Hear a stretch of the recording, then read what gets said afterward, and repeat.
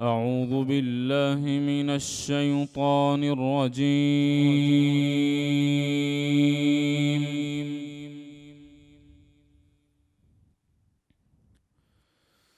بسم الله الرحمن الرحيم.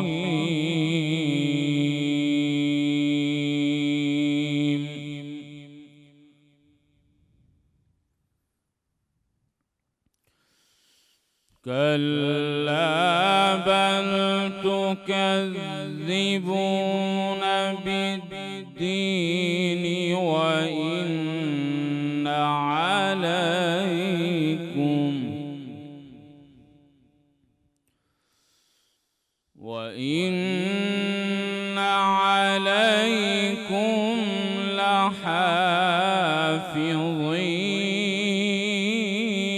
لحافظين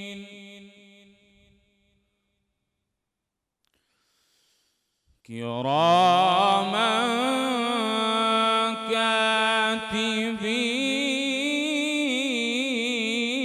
كاتبين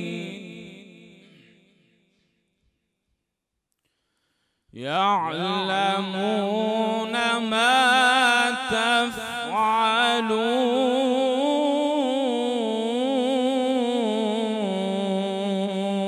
تفعلون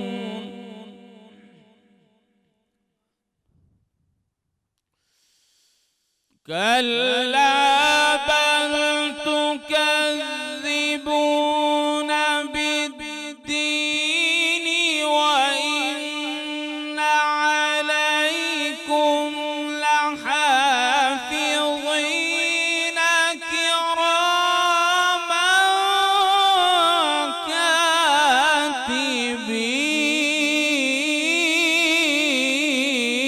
كاتبين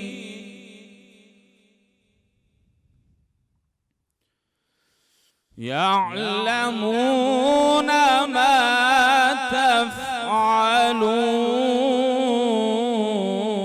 تفعلون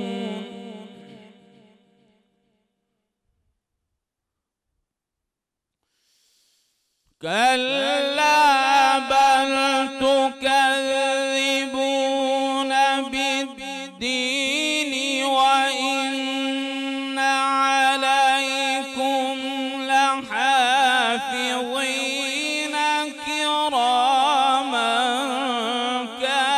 كاتبين يعلمون ما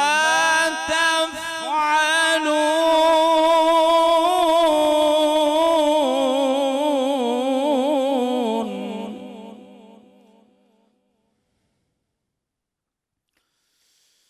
إن الأبرار لفي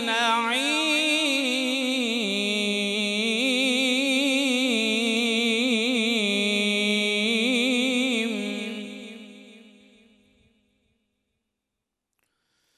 وإن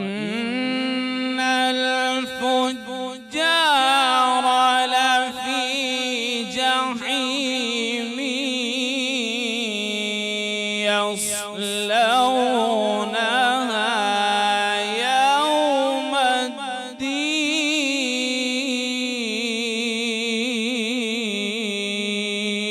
الدين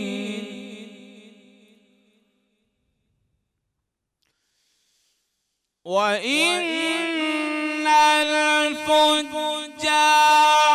لفي جحيم يصلونها يوم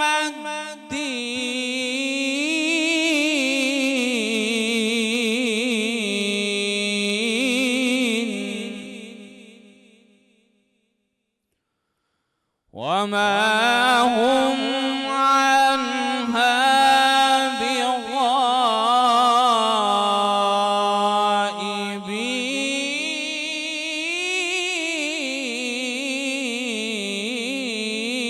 بغائبين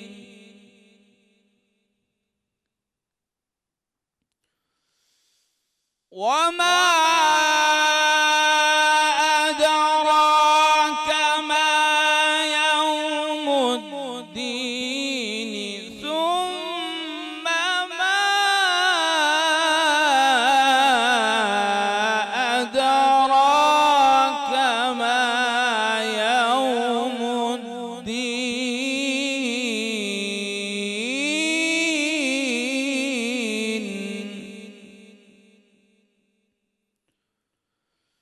يوم لا تملك نفس لنفس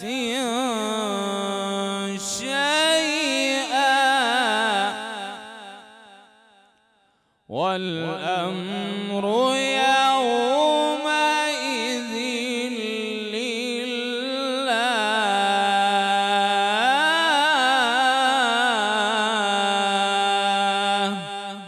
صدق الله العظيم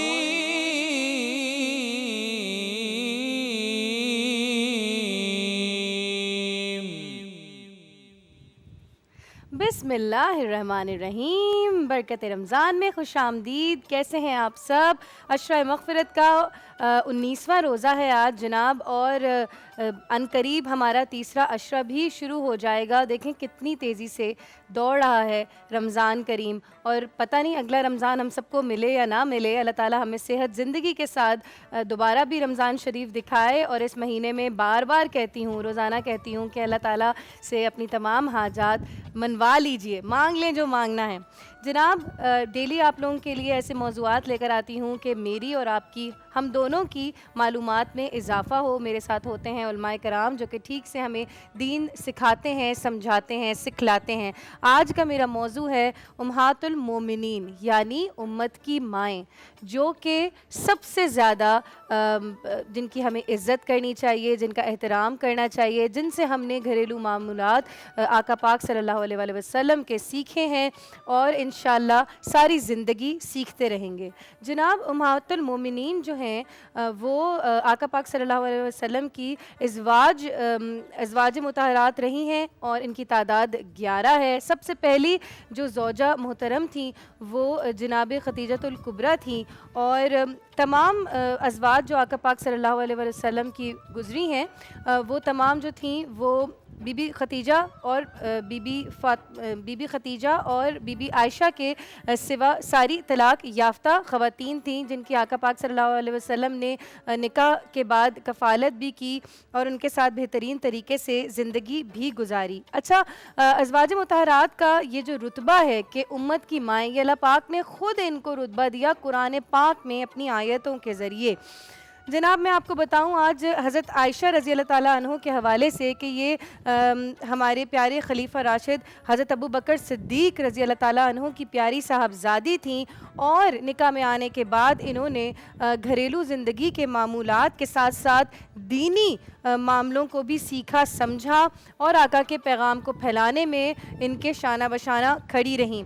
अच्छा, हदीस बयान करने के साथ साथ दीगर उलूम पे भी ये बहुत महारत रखती थी, यहाँ तक कि जंगी समझ बूझ भी रखती थी। और मैं आपको एक बात बताऊं कि ये बहुत ही बेहतरीन शायरा भी थी।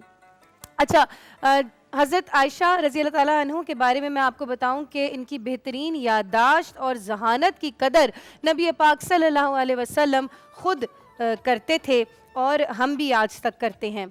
और इन सारी बातों से हमें ये पता चलता है कि आका पाक सल्लल्लाहु अलैहि वसल्लम ने कभी भी ख़वातीन की, औरतों की शख्सी आज़ादी को ख़त्म नहीं होने दिया, बल्कि इनको सराहा और इनकी काविशों में इनका साथ दिया। और इन ख़वातीन ने कारोबार से लेके आला तरीन दर्जों पे फाइज होकर बिला खौफ व ख़तर काम किया। इसके अलावा तमाम अज़वाज के साथ आका का जो रफ़ाकत थी, जो मोहब्बत थी, जो मामलात थे, वो हमारे लिए मशअल राह हैं।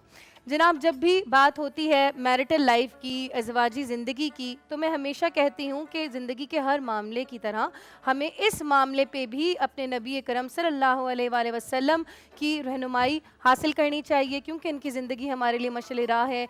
क्या हुस्न से इन्होंने अपनी ज़िंदगी गुजारी, अपनी अज़वाज के साथ क्या मोहब्बत और रफ़ाकत का मुज़ाहिरा किया और किस कदर मदद की। घरेलू कामों तक में मेरे आका, मेरे नबी, मेरे प्यारे सरकार सल्लल्लाहु अलैहि वसल्लम मदद किया करते थे। और ये आज की जो आज के हमारे मर्द हज़रात हैं, इनको लाज़मी देखना है सारा शो, क्योंकि इसमें हम बताएंगे कि आका की अज़दवाजी ज़िंदगी कैसी थी, और ताकि ये सारी चीज़ें सुन के और समझ के हम अपनी अज़दवाजी ज़िंदगी को बेहतर कर सकें और ख़ूबसूरत बना सकें। और मैं आपको एक और बात भी बताती चलूँ कि आगे जाके जितने हमारे प्रोग्राम्स, हमारी जितनी भी रमज़ान ट्रांसमिशन रह गई है, उसमें मैं डेली कोशिश करूँगी कि कहीं ना कहीं आप लोगों को इस्लामी तारीख़ में जो ख़वातीन गुज़री हैं, जो कि आला मरातब पे फाइज रही हैं, जो कि बिजनेस वुमेन रही हैं, जिन्होंने ऐसे ऐसे काम किए हैं कि जिसके बारे में हम लोग बहुत कम बात करते हैं, बहुत कम जानते हैं। पता है क्या, हम तो उस माशरे से हैं जनाब, आज तो वो वक्त आ गया है, वही अरब का दौरे जहालत की तरह कि जब बेटी पैदा होने पे मुंह बना लिया जाता था। कितने लोगों को मैं खुद ज़ाती तौर पे जानती हूँ कि जब उनकी यहाँ बेटी होती है तो वो खुश नहीं होते। मगर जान लें, इस चीज़ से मैं खुद भी गुज़री हूँ कि जो बेटी होती है ना, वो जब बड़ी होती है तो वो आपका साथी बनती है, वो आपकी बेहतरीन दोस्त बनती है, और यही नहीं, वो सारे घर की निगहबान बनती है। वो ऐसे मदद कराती है आपके कामों के साथ साथ कि आप खुद हैरान रह जाते हैं। और यही बेटी जब एक बीवी बन के अपने शौहर के निकाह में जाती है तो वो उसकी भी ज़िंदगी संवार देती है, खूबसूरत बना देती है। तो इस्लाम में ख़वातीन का मुकाम सिर्फ़ घरेलू ज़िंदगी में ही नहीं, उसके सोशल लाइफ में, उसकी बिज़नेस लाइफ आप कह लें, या उसके जॉब एरिया में ही बहुत ही स्ट्रॉन्ग रही है। और हमें चाहिए कि जिस तरह हमारे पैगंबर, आखिरी पैगंबर सल्लल्लाहु अलैहि वसल्लम ने अपनी अज़वाज की मदद की, उनकी जॉब एरियाज़ में, उनके बिज़नेस एरियाज़ में उनको स्ट्रेंथ दी, उनको स्ट्रॉन्ग बनाया, उनको पावर दी, उनकी सपोर्ट बने। हमारे तमाम शोहरों को भी आज अपनी बीवियों के लिए ऐसे ही खड़ा होना है साथ, और हमें चाहिए कि हम अपनी ख़वातीन को, अपनी मुसलमान ख़वातीन को दायरा हया में रहते हुए हमें चाहिए कि हम उनको सपोर्ट करें ताकि वो बेहतरीन तरीके से अपने प्रोफेशंस में आगे बढ़ सकें और अपना नाम आगे फैला सकें। मेरे साथ मौजूद हैं रोज़ाना की तरह मेरी प्यारी प्यारी सरवत आपा, सरवत अस्करी साहिबा। अस्सलाम वालेकुम सरवत आपा। अच्छा, माइक इस वक्त हमारे पास शायद अवेलेबल नहीं है, और मैं आज बहुत खूबसूरत गुफ्तगू करने वाली हूँ सारी अज़वाज मुतहरात के लिए, मेरी उम्मत की माओं के लिए। मेरी जान उन सब पे कुर्बान। जाते हैं छोटी सी ब्रेक पे, और वापस आके सरवत आपा से पूछूंगी मज़ीद सवालात इस हवाले से। कहीं मत जाइएगा, साथ रहना है हमने।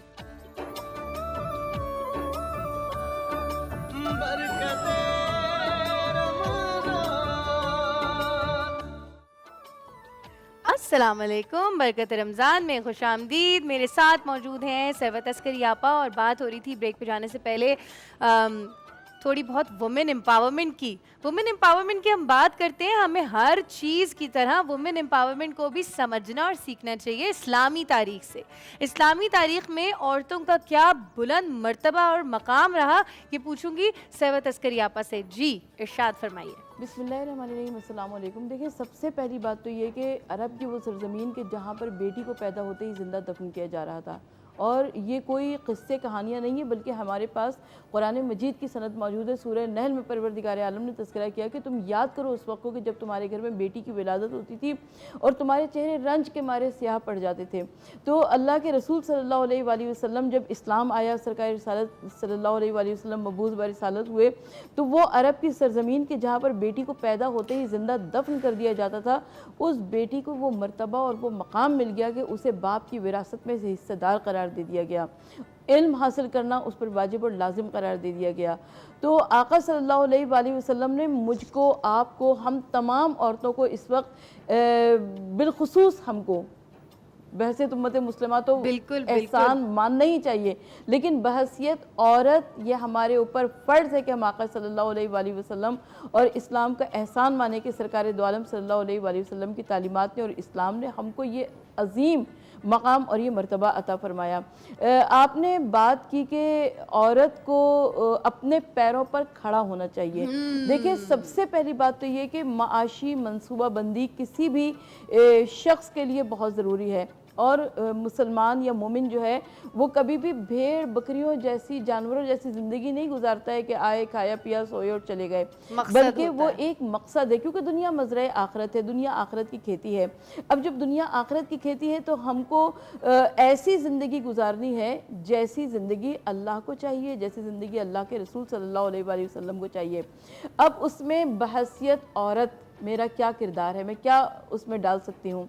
सबसे पहली बात तो ये कि मैं बहैसियत औरत जिम्मेदार हूँ अपने घर की, अपने बच्चों की। सबसे पहले घर, सबसे पहले घर, बिल्कुल, क्योंकि मेरा शुमार और आपका शुमार उन औरतों में होता ही नहीं है कि जो हम कहते हैं कि घर बाद में बाहर के काम पहले, बल्कि हमको सबसे पहले अपने घर को तश्कील देना है, अपने घर को तरतीब देना है, अपने बच्चों को पालना है। क्योंकि हमारे पास वो वाली अहादीस मौजूद हैं, वो रिवायात मौजूद है कि आका सल्लल्लाहु अलैहि वसल्लम ने फरमाया कि जब कोई औरत अपने बच्चों की तरबियत और निगहदाश्त में मसरूफ़ होती है, अपने घर के कामों में मसरूफ़ होती है, मफ़हूमा नर्स कर रही हूँ, और साथ में ज़िक्र परवरदिगार कर रही होती है, तो परवरदिगार आलम उसको निहायत अजर और सवाब अता करता है। तो हम तो अजर और सवाब के मतलाशी हैं ना।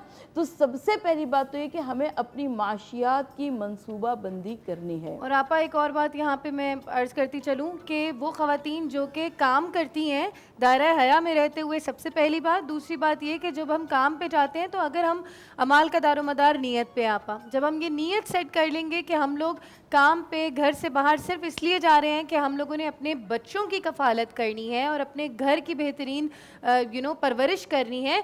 अल्लाह पाक ने अपनी उम्मत मुस्लिमा में जितने भी अफराद मेरे ऊपर रखे हैं, मेरी ज़िम्मेदारी दी है अपनी उम्मत में जितने अफराद की, उनको पालने के लिए जब मैं घर से बाहर काम पे जा रही हूँ तो वो सारा काम, वो सारा दिन जब हम काम पे रहते हैं ना, वो इबादत होता है। पल पल आप इबादत में होते हैं, हमारा काम भी आपा इबादत बन जाता है। ये चीज़ नहीं हमारी ख़वातीन को देखिए, सीखनी चाहिए। इन्नमल आमालु बिन्नियात, आपके अमाल का दारोमदार आपकी नीयतों पर है।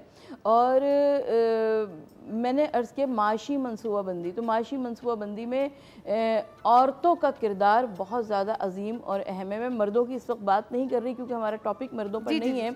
जब हम औरतों की बात करते हैं तो सबसे पहले अल्लाह के रसूल सल्लल्लाहु अलैहि वसल्लम ने, हम देखते हैं कि उम्मुल मोमिनीन खदीजतुल कुबरा जो कि पहली उम्मुल मोमिनीन सरकार की ज़िंदगी में तशरीफ़ लाई हैं, तो आका सल्लल्लाहु अलैहि वसल्लम ने उनके ऊपर कोई पाबंदी नहीं लगाई कि सरकार दो आलम सल्लल्लाहु अलैहि वसल्लम उनसे कहते कि जी अब वो तिजारत के काम नहीं कमाल आपा, करेंगी, वो माशी मनसूबाबंदी नहीं करेंगी, बल्कि वो अपने माशियात को संवारती रहीं, अपनी दुनिया को इसलिए संवारती रहीं ताकि उनका दीन बन सके, उनकी आखिरत बन सके, क्योंकि दुनिया मज़रे आखिरत है। और उसके बाद उस दौलत को खर्च किया जाता रहा इस्लाम की नशो इशात पर, तहफ़्फ़ुज़ इस्लाम के लिए, बक़ाए इस्लाम की खातिर। तो वो दौलत कमाना भी हमारे लिए इबादत करार पाया। और सबसे बड़ी बात यह है कि आप अगर दौलत को उस तरीक़े से कमाएं कि जिसकी बिना पर हज़रत उम्मुल मोमिनीन खदीजतुल कुबरा को लक़ब ताहिरा मिला, तो यकीनन मुझे और आपको उनके नक्श कदम पे चलना चाहिए। बिल्कुल ऐसा ही है, बिल्कुल ऐसा ही है आपा। इज़्दवाजी ज़िंदगी में जो आका पाक नबी करम सल्लल्लाहु अलैहि वसल्लम के जो मामलात रहे अपनी अज़वाज के साथ, उनके बारे में ज़रा कुछ इरशाद फरमाइएगा ताकि हम लोग भी लेसन सीख सकें। कि क्योंकि आजकल सीधी बात है कि डाइवोर्सेस का रेट, सबसे ज़्यादा डाइवोर्सेस पाकिस्तान में आई हैं, टॉप 3 में पाकिस्तान था करोना टाइम्स में भी।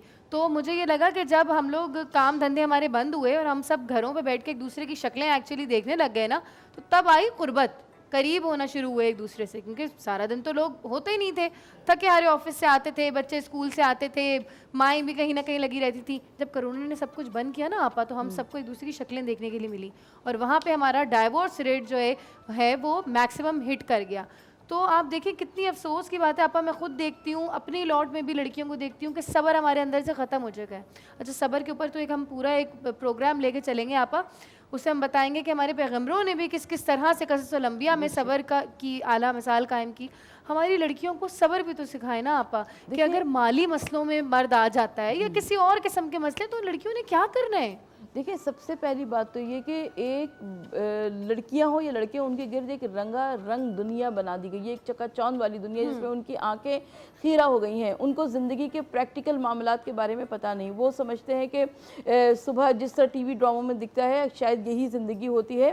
तो इनको रियलिटी की तरफ लाया जाए। और रियलिटी की ज़िंदगी हम रिवायात में तो हम पढ़ते हैं कि आका सल्लल्लाहु अलैहि वसल्लम अपना हर चीज़ अल्लाह की राह में खैरात कर दिया करते थे, लेकिन अमली तौर पर हम कितने उसमें पूरे उतरते हैं। हुजूर नबी करीम सल्लल्लाहु अलैहि वसल्लम ने फरमाया कि ख़वातीन नाजुक आबगीनों की मानंद हैं, सुभान औरत को अल्लाह, नाजुक आबगीनों की मानंद तसव्वुर सुभान करो। अल्लाह। तो लेकिन हमारी अमली ज़िंदगी में हम देखते हैं कि मर्द हाथ भी उठाता है औरत पर, और मैं बहुत अफसोस के अल्लाह साथ अर्ज़ अकबर, कर रही अल्लाह हूँ। अकबर। इसके ऊपर बात करेंगे आपा, बहुत ज़रूरी आपने बात फरमा दी है। हम पे छोटी सी ब्रेक पे जाएंगे, वापस आके मैं आपा से पूछूंगी कि जब आपकी बेटी की शादी हो रही हो तो उसको क्या तकलीम करनी है हमने। कहीं नहीं जाएगा, साथ रहेगा।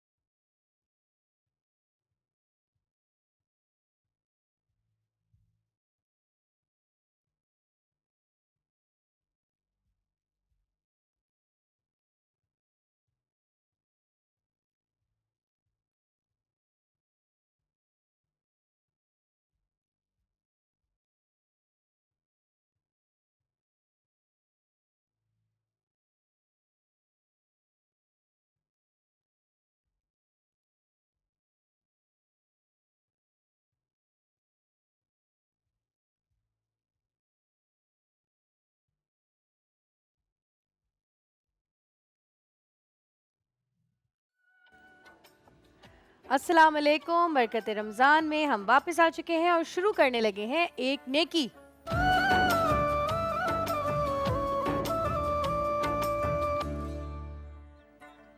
जी, शो में मेरे साथ इस वक्त मौजूद हैं सिना हेल्थ केयर ट्रस्ट की सीईओ अमरीन काजिम थॉमसन। मैं इनसे खुद ही जानूंगी कि ये ट्रस्ट, ये इदारा करता क्या है। अस्सलाम वालेकुम अमरीन, अस्सलामुअलैकुम, कैसी हैं आप? बिल्कुल ठीक, अल्हम्दुलिल्लाह, बहुत शुक्रिया आने के लिए। आज एक नेकी में बताइए कि सिना हेल्थ केयर ट्रस्ट एक्चुअली करता क्या है। दुआ, जैसे कि आप जानती हैं हमारे यहाँ कराची जो है अब इतना फैल गया है, तकरीबन 40% कराची जो है वो कच्ची आबादीज़ है, इलीगल सेटलमेंट्स है, जहाँ आपकी 47% ऑफ आपकी पॉपुलेशन वहाँ रहती है। ये वो आबादी है जो ऑब्वियसली जो कहीं और अफोर्ड नहीं कर सकती रहना, सबसे ज़्यादा गरीब, सबसे ज़्यादा वनरेबल आपकी आबादी है। प्रॉब्लम ये है कि हुकूमत जो है इन एरियाज़ में बिकॉज ऑफ लीगल रीजंस वहाँ कुछ बनाने से कासिर है। वो ये कहते हैं क्योंकि ये इलीगल सेटलमेंट्स हैं, ना वो वहाँ बिजली फराहम करते हैं, ना वो सड़कें बनाते हैं, ना अस्पताल बनते हैं, ना पानी की फराहमी है। तो इन एरियाज़ में रहने वाली ह्यूज पॉपुलेशन जो है, बच्चे, औरतें, वो बेसिक ज़रूरियात ज़िंदगी से महरूम हैं। उसमें एक बहुत बड़ी जो ज़रूरत है, और ख़ास तौर पे आपने अभी देखा कि कोविड के ज़माने में हमें कितना इसका अशद हमें तकलीफ़ महसूस हुई पूरे मुल्क की, ना सिर्फ हमारी बल्कि सारी दुनिया में, कि अगर हेल्थ केयर ना हो तो कितनी प्रॉब्लम्स होती हैं, और उससे आने वाली कोई भी वबा हो, पैंडमिक हो, वो और बदतर उन एरियाज़ में होता है। तो हमारे जो फाउंडर हैं डॉक्टर आसिफ इमाम हैं, जो यहाँ जो अमेरिका में बहुत साल रहे और मेडिसिन वहाँ प्रैक्टिस करते थे, उन्होंने वो पाकिस्तान लौटे ये जज्बा लेके कि यहाँ खिदमत करनी है लोगों की। और जो नीड उन्होंने असेस की वो ये थी कि यहाँ पे बेसिक हेल्थ अवेलेबल नहीं है। तो होता ये है कि आपके हस्पताल जो ऑलरेडी ओवरबर्डनड हैं, इतनी बड़ी आबादी है, हस्पताल कम है, वहाँ हर पेशेंट, गरीब पेशेंट जो है, क्योंकि वो फ्री में होते हैं, वो पहुँच जाता है। नज़ला, खांसी, डायबिटीज़, कोई स्किन की इन्फेक्शन है, कोई वैसी इन्फेक्शन है, वो लेके पहुँच जाता है। तो हस्पताल जो हैं आपके वो ब्रेकिंग पॉइंट पे थे और हैं। तो उन्होंने ये सोचा कि ये जो 40% पेशेंट हस्पताल को जाता है, इसको हस्पताल जाने की ज़रूरत नहीं, ये प्राइमरी हेल्थ केयर या फैमिली मेडिसिन का वो है, पेशेंट है। तो उन्होंने बुनियाद रखी पहली सिना क्लिनिक की, जो उन्होंने अपने और अपने कुछ दोस्तों की डोनेशन से बनाई। वहाँ से ये शुरू हुई जर्नी, और आज हम 32 लोकेशंस पे हमारी क्लिनिक्स हैं, जहाँ पे तकरीबन हमारे 100 से ज़ायद डॉक्टर हैं माशाल्लाह। और हम इन क्लिनिक्स में 32 हमारे स्टैटिक क्लिनिक्स हैं, 3 हमारे मोबाइल क्लिनिक्स हैं, और हम जो है तकरीबन 1 मिलियन से ज़्यादा लोगों को हर साल इलाज, ना सिर्फ डायग्नोसिस बट डायग्नोस्टिक्स, क्योंकि हमारी इन हाउस लैब है, और हम टेक होम मेडिसिन भी देते हैं for free? फॉर फ्री जी। हमने अब बहुत छोटा सा एक टोकन हमने इसलिए रखा है क्योंकि वरना होता ये था कि वर्थ और वैल्यू पता चल जी रहा है। वर्थ और वैल्यू पता चलती है, वरना ये होता था आपको पता है दवाइयाँ हम देते हैं वो बेच बिक देते जाती हैं। हैं वगैरह। तो एक बहुत छोटी सी बहुत वो है और उसमें होता ये है कि बहुत से वो पेशेंट्स जो जिनके पास और कोई ज़रिया नहीं है उनकी ज़िंदगियाँ बच जाती हैं। आप कहीं पे भी बाहर डायबिटीज़ और हाइपरटेंशन ऐसी जो क्रॉनिक वो हैं बीमारियों के लिए लोग हॉस्पिटल नहीं जाते। पाकिस्तान में हॉस्पिटल जाना पड़ता है बिकॉज उनके पास क्लिनिक्स फ्रंट लाइन पे नहीं है। 40% मेडिकल डेथ्स पाकिस्तान में जो अब होती हैं वो क्रॉनिक डिजीज़ से होती हैं, और उसमें सबसे क्रॉनिक कैसे हो जाता है, पहले क्यों नहीं उसको पकड़ा जाता? आप ये देखिए देखिए ना, आपका लाइफस्टाइल चेंज होता जा रहा है ना। डायबिटीज़ जो है अब हर घर में है, हाइपरटेंशन जो है अब हर घर में, क्योंकि आपकी ग़िज़ा, आपका इन्वायरमेंट, ये सब कंट्रीब्यूट करता है। और क्योंकि वो शुरू में नहीं पकड़ा जाता, वो मैनेज नहीं होता, वो बढ़ते बढ़ते बढ़ते फिर वो ये होता है कि वो अस्पतालों पे लोग पहुंचते हैं, कभी किसी का हाथ कट जाता है, किसी की आंखें चली जाती हैं, ये सब डेथ्स हो जाती हैं। 40% मेडिकल डेथ्स आपके यहाँ डायबिटीज़। अल्लाह जी, वाकई सही बात है। और इस चीज़ के लिए अवेयरनेस फैलाना बहुत ज़रूरी है। और जब भी आती है डायबिटीज़ की बात, तो मैं जितने भी बुज़ुर्ग अफराद मुझे देख रहे हैं, मैं उनसे जो है ना गुजारिश है मेरी हाथ जोड़ के, खुदारा अगर आप डायबिटिक हैं डेली वॉक करें, अपनी दवाइयाँ खाएं, अपने मीठे को कंट्रोल करें, क्योंकि आपको अपनी ज़िंदगी प्यारी नहीं होगी, आपके जो बच्चे हैं ना, जिनकी ज़िंदगी आप लोगों से चल रही है, जो घर आप लोगों की वजह से जिन घरों में रौनक है, उनको आपकी बहुत ज़रूरत है। और वो आपकी सेहत की, आपकी तंदुरुस्ती, आपकी ज़िंदगी के लिए दुआएं मांगते हैं। और यकीन करें कि जिस घर में बुज़ुर्ग ना हो वो घर बड़ा ही वीरान होता है। तो डायबिटीज़ वाले जो अफराद हैं उनको बहुत ज़्यादा उसकी ज़रूरत है, एहतियात और वो सारी चीज़ों की, मगर करते नहीं है। हाइपरटेंशन डायबिटीज़ दोनों। अच्छा, हाइपरटेंशन भी इतनी खतरनाक बीमारी है? बिकॉज देखें स्ट्रेस है ज़िंदगी में, हर आदमी की ज़िंदगी में हाइपरटेंशन तो आजकल जवानों को भी हुई है। और आपके यहाँ अगर 55 से पहले 50 से इस तरफ अगर खुदा न खास्ता किसी को हार्ट अटैक हो जाए, उसमें बचने की जो इम्कान होते हैं वर्चुअली नथिंग होते हैं। और आप यकीन करें क़यामत की भी निशानी है। मैं पूछूंगी कि क़यामत से पहले जो है वो वबा की तरह दिल के अमराज होंगे ना। और वाकई आप यकीन करें कि 30-30 साल की उम्र के लड़के, 25-25 साल की उम्र के लड़के, क्या पता चला भाई नमाज पढ़ने गया था, गाड़ी में हार्ट फेल हो गया। जी हाँ, बिल्कुल। तो ये बहुत ज़्यादा चीज़ आम हो गई है। क्या मैं आपसे सवाल पूछ सकती हूँ, हाइपरटेंशन के हवाले से कुछ बता सकती हैं आप? देखिए हाइपरटेंशन, हार्ट डिजीज़, ब्लड कैसे प्रेशर होती है बताइए। High blood pressure, low blood pressure, मैं डॉक्टर नहीं हूँ, मगर जितना आप ऑर्गेनाइजेशन में रहती हैं इल्म में, तो बेसिकली हाइपरटेंशन जो होती है या तो हेरिडिटरी होती है या आपको वक्त के साथ आपकी अपनी हैबिट्स की वजह से हो जाती है। एंजाइटी भी होती है आपको, palpitation, anxiety, stress, all of them contribute to hypertension. ये हाइपरटेंशन की वजूहात होती हैं। बहुत से लोगों को तो उनको हेरिडिटरी होती है। अच्छा, कोलेस्ट्रॉल की भी इसमें प्रॉब्लम होती है? हाइपरटेंशन कोलेस्ट्रॉल से होती है ना?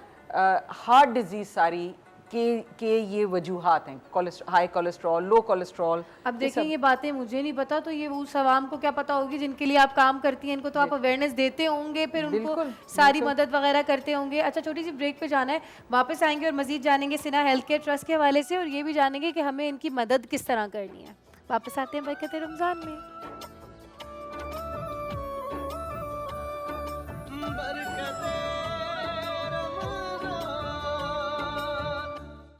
जनाब, एक नेकी जारी है। सिन्हा हेल्थ केयर ट्रस्ट से अमरीन मेरे साथ मौजूद हैं।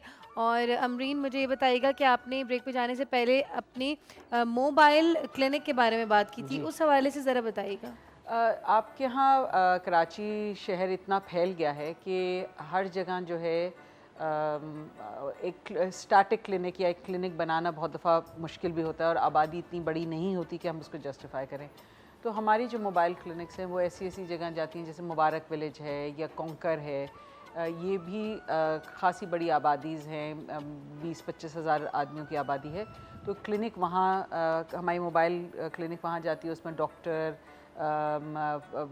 फार्मासिस्ट, फिलेबॉटमिस्ट सब जाते हैं, और वो वहाँ सेटअप करते हैं। 3 दफ़ा हफ्ते में जाके वो वहाँ सेटअप करते हैं, और उन 3 दिन हफ्ते में वहाँ की आबादी की खिदमत करते हैं। ज़बरदस्त, ब्यूटीफुल, बेहतरीन।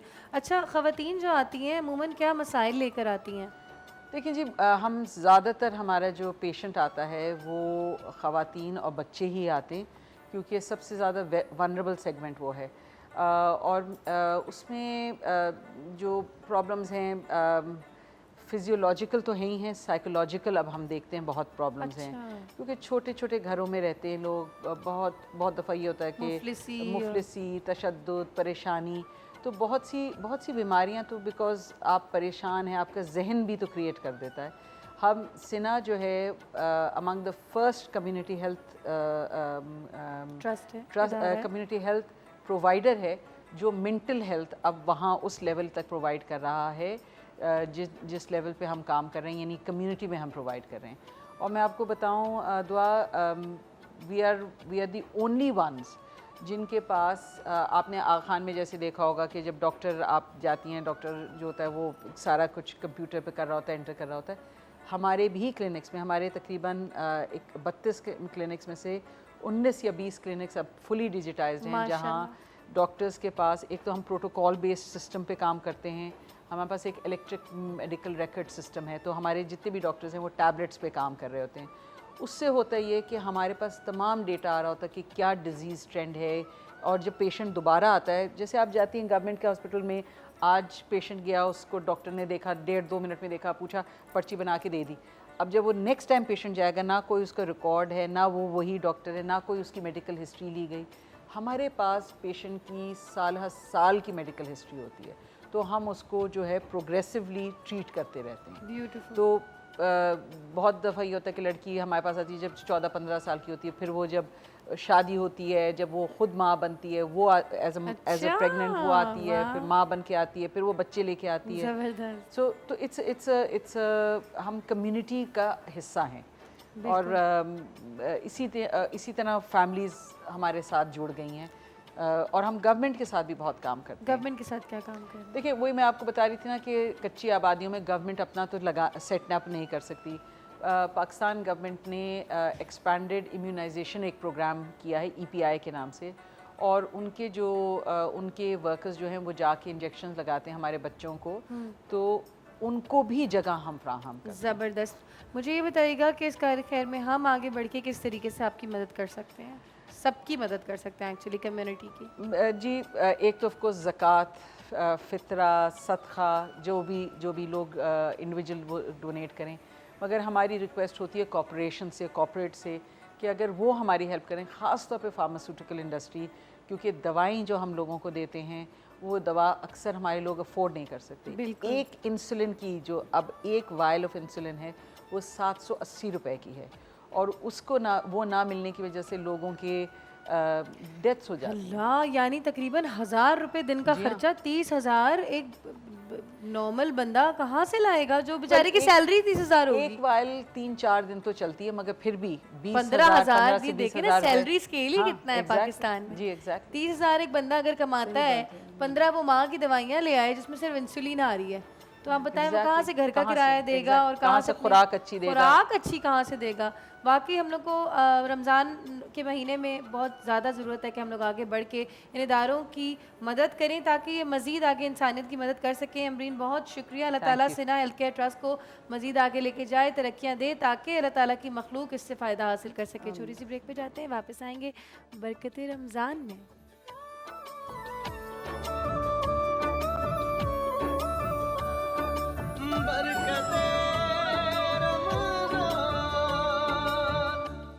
अस्सलाम वालेकुम जी, बरकत रमज़ान में हम खुशामदीद कहते हैं फ़ायज़ा कामरान को। अस्सलाम वालेकुम। सलमान आलम साहब भी आ चुके हैं और हमारे प्यारे मुफ्ती जुल्फ़िकार शाह गिलानी साहब। अस्सलाम वालेकुम। वालेकुम अस्सलाम व रहमतुल्लाह। कैसी तबीयत है? ठीक है अल्हम्दुलिल्लाह। मुफ्ती साहब, आज बात हो रही है उम्महातुल मोमिनीन के हवाले से, तो मैं आपसे ये सवाल करूँगी कि नबी करीम किस तरह देखते थे अपनी अज़वाज मुतहरात को और हमारी उम्महातुल मोमिनीन को, ज़रा इरशाद फरमा दीजिएगा।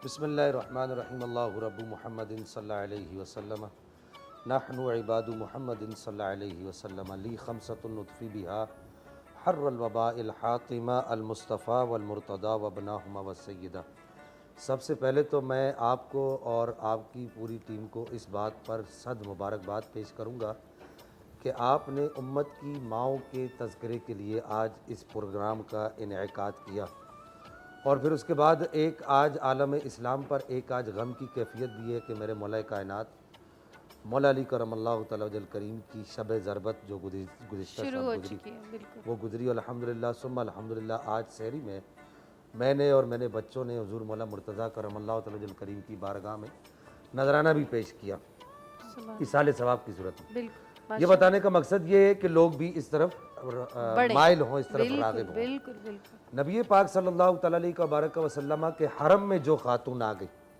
आप अलैहिस्सलाम ने जिस खातून से निकाह मुबारक फरमा लिया, उस औरत के लिए अल्लाह जल्ल मजदुल करीम की किताब का, कुरान मजीद का हुक्म यह है। सूरह अहज़ाब में अल्लाह जल्ल मजदुल करीम इरशाद फरमाता है, अन नबिय्यु औला बिल मुमिनीना मिन अनफुसिहिम व अज़वाजुहु उम्महातुहुम, के मोमिन नबी मोमिनीन की जान से भी ज़्यादा उनसे करीब हैं, और नबी की जो भी ज़ोजा है वो मोमिनीन की माँ है। माँ है, बिल्कुल। इसी वजह से अज़वाज मुताहरात को उम्महातुल मुमिनीन कहा जाता है। और इनको मुताहरात इस वजह से कहा जाता है कि हमारे यहाँ जो आयत ततहीर का जो मदलूल है वो अज़वाज मुताहरात भी हैं। अच्छा, यानी आयत ततहीर का जो मिसदाक है जी, वो पंचतन पाक, यानी वो 4 तन पाक, पंचतन तो खुद नबी पाक अलैहिस्सलाम हो गए, और अज़वाज मुताहरात भी उसमें दाखिल हो गए। तो इस वजह से इनको अज़वाज मुताहरात कहा जाता है। रही ये बात कि नबी पाक सल्लल्लाहु तआला अलैहि वसल्लम अज़वाज मुताहरात को किस निगाह से देखते थे, मैं सिर्फ यहाँ पर एक हदीस अर्ज़ कर दूँ कि नबी पाक अलैहिस्सलाम इरशाद फरमाया करते थे कि मुझे तुम्हारी दुनिया में सिर्फ 2 चीज़ें अच्छी लगी हैं, एक खुशबू और एक औरत।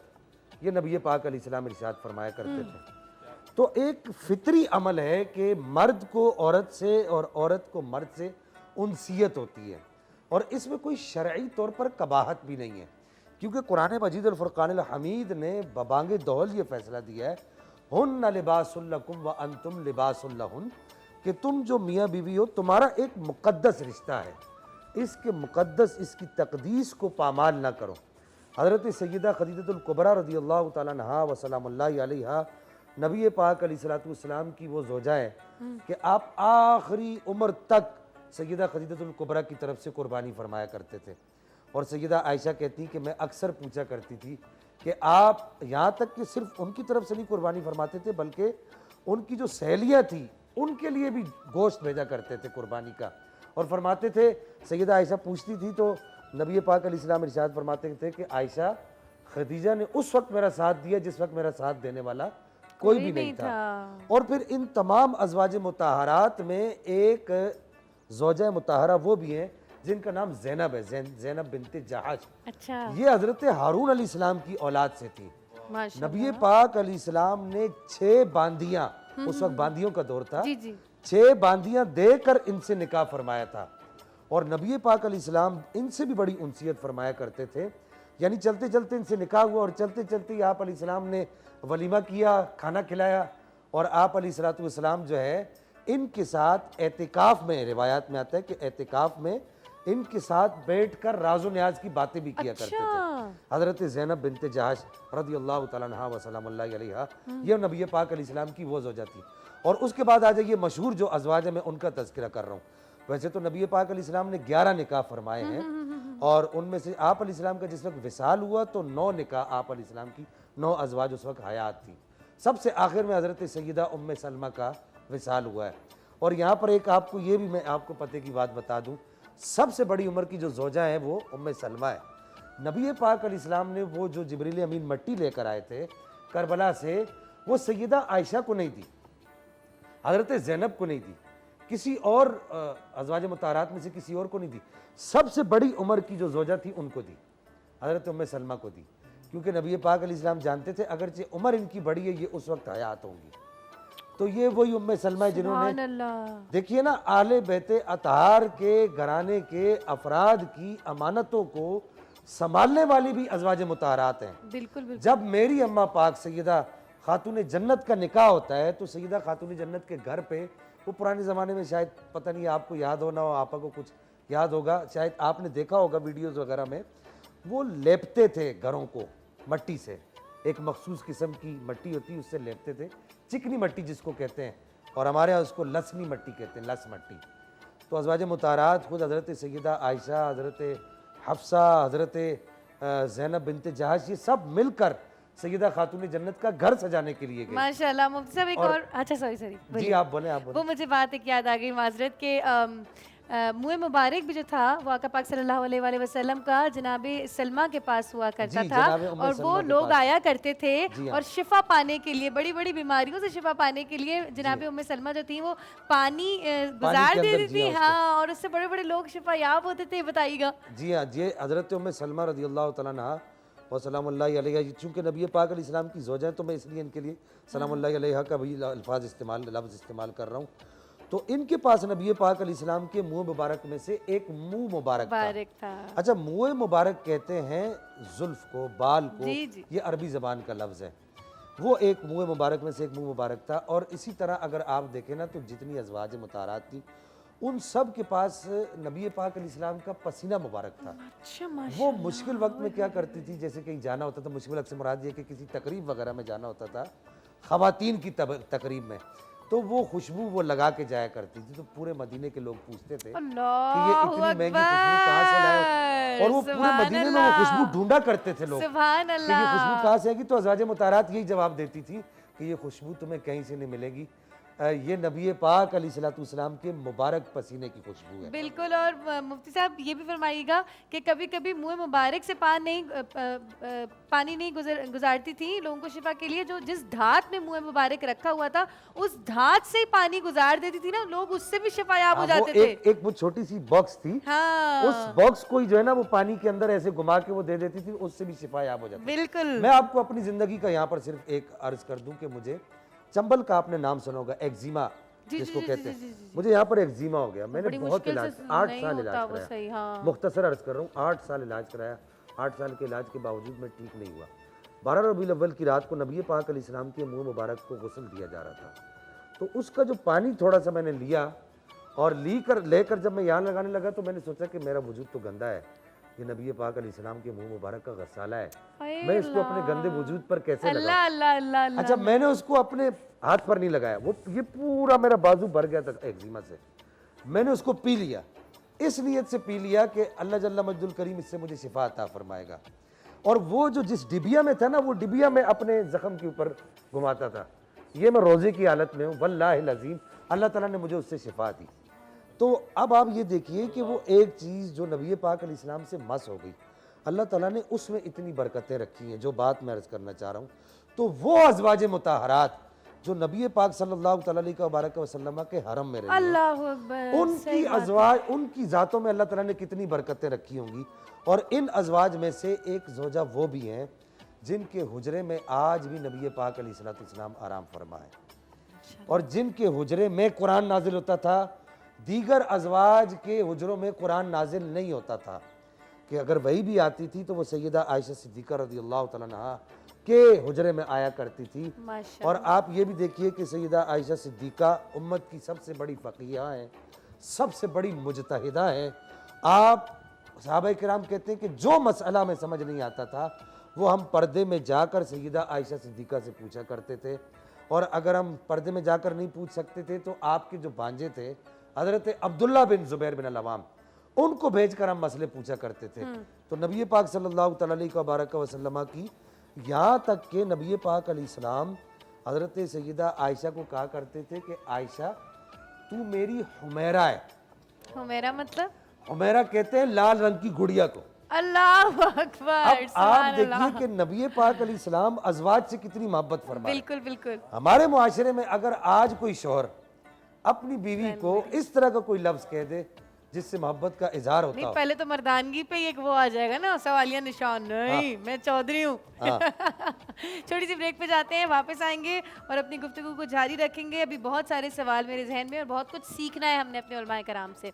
वापस आते हैं बरकत रमज़ान में। मेरे दिल में है याद है मोहम्मद, मेरे दिल में है याद है मोहम्मद। मेरे होठों पे जिक्रे मदीना, ताजदारे हरम के करम से आ गया जिंदगी का करीना। मेरे दिल में है यादें मोहम्मद, मुझको तूफान की मौजों का क्या डर, मुझको तूफान की मौजों का क्या डर। वो गुजर जाएगा रुख बदल कर, वो गुजर जाएगा रुख बदल कर। ना खुदा है मेरे जब मोहम्मद, ना खुदा है मेरे जब मोहम्मद। तो कैसे डूबेगा मेरा सफीना, मेरे दिल में है यादें मोहम्मद। मैं गुलामे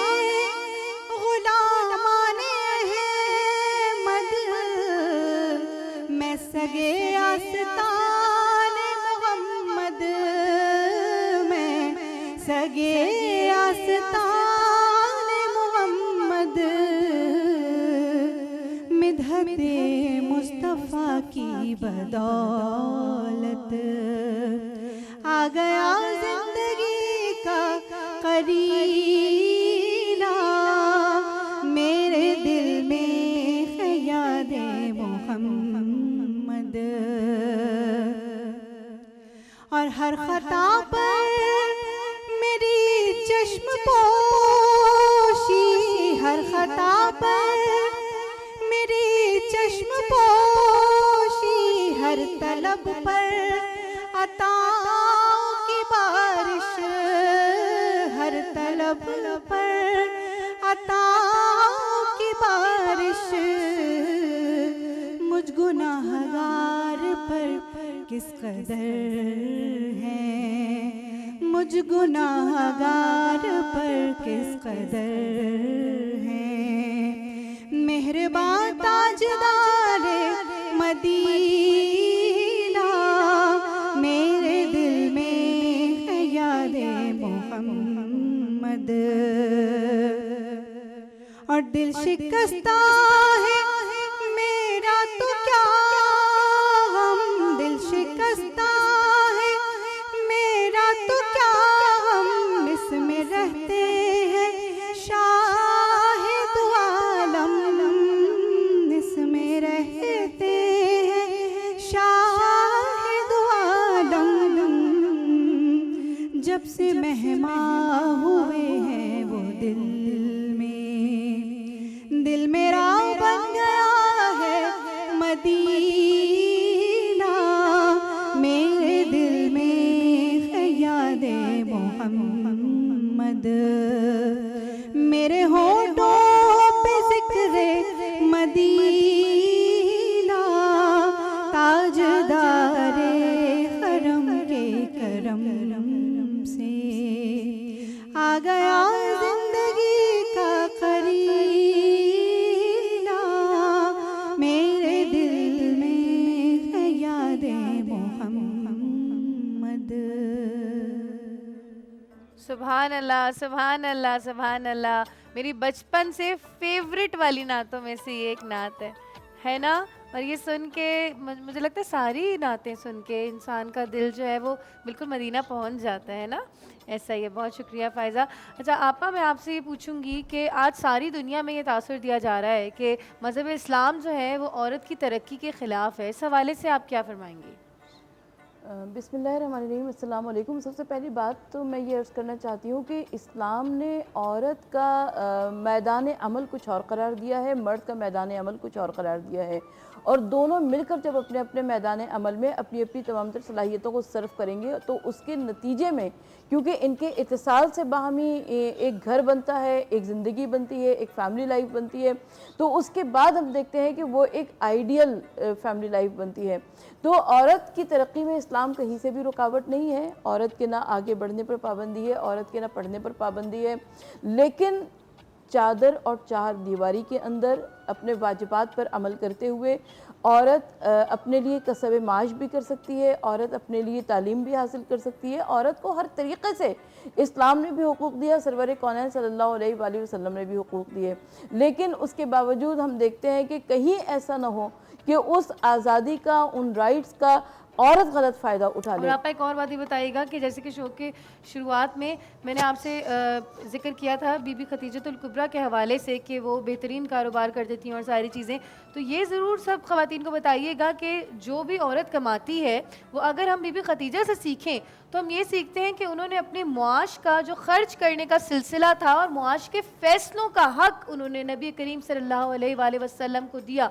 तो आज औरत जो वुमेन एम्पावरमेंट को किसी और ही ज़ुमरे में ले गई हैं, उनको भी ये चीज़ समझना चाहिए कि हम अपने मुआश का खर्च करने का और फाइनेंसिस को समेटने का, सही ठिकाने लगाने का हक़ जो है वो हमें भी अपने शौहरों को देना चाहिए। बिल्कुल देना चाहिए, लेकिन आपके ऊपर आपको सबसे पहले ये देखना चाहिए कि जो मुकाबिल फ़रीक है उसके अंदर सलाहियतें कितनी हैं। सलाहियतें अगर उसकी सलाहियतें, मर्द की सलाहियतें कम है, औरत की सलाहियतें ज़्यादा हैं, तो औरत को अपनी सलाहियतों को इस्तेमाल करना चाहिए। और अगर मर्द उससे ज़्यादा जहानत में, ज़कावत में, लियाकत में आगे है, तो कुरान का भी ये फैसला है कि मर्द जो है वो औरत के ऊपर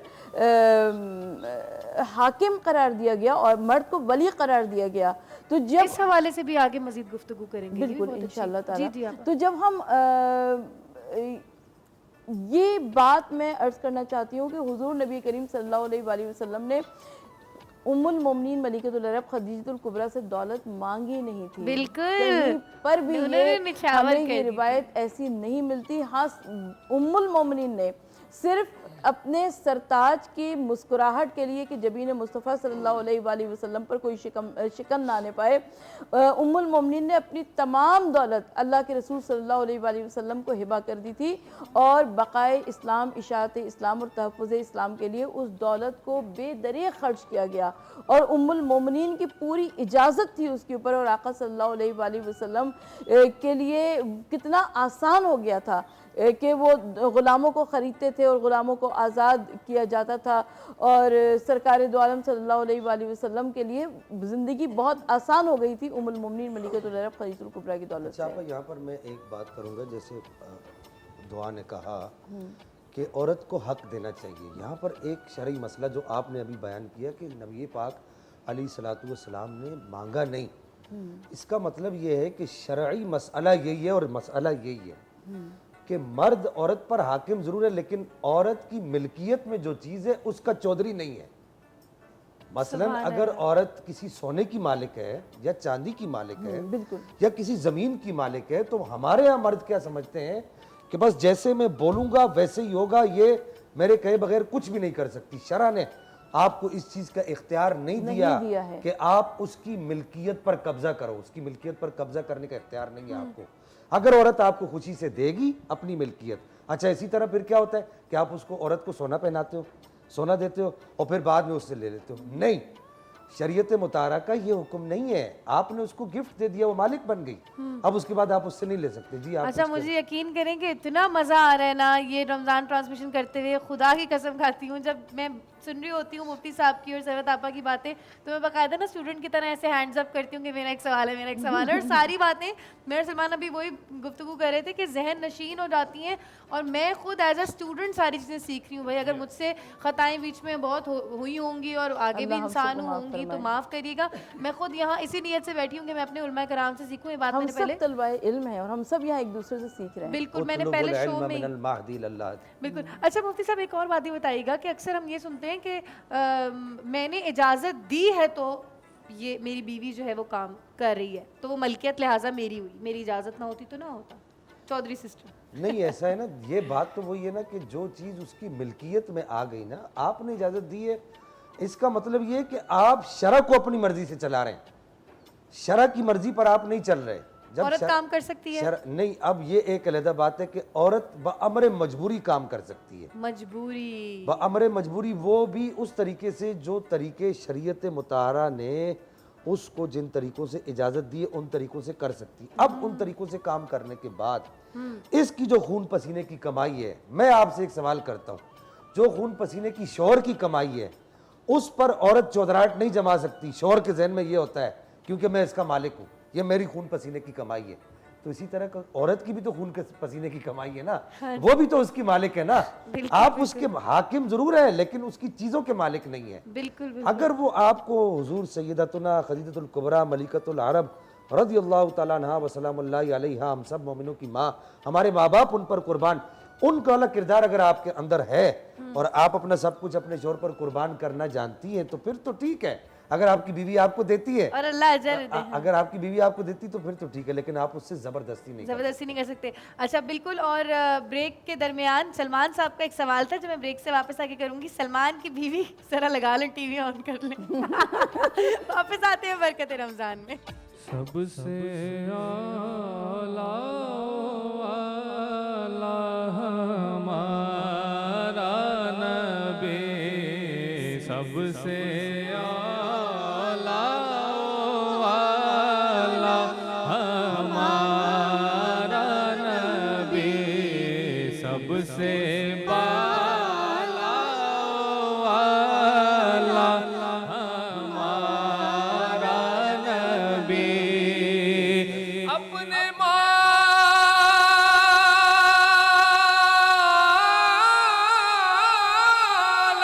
का प्यारा हमारा नबी, दोनों आलम का गोला हमारा नबी, सबसे आला वाला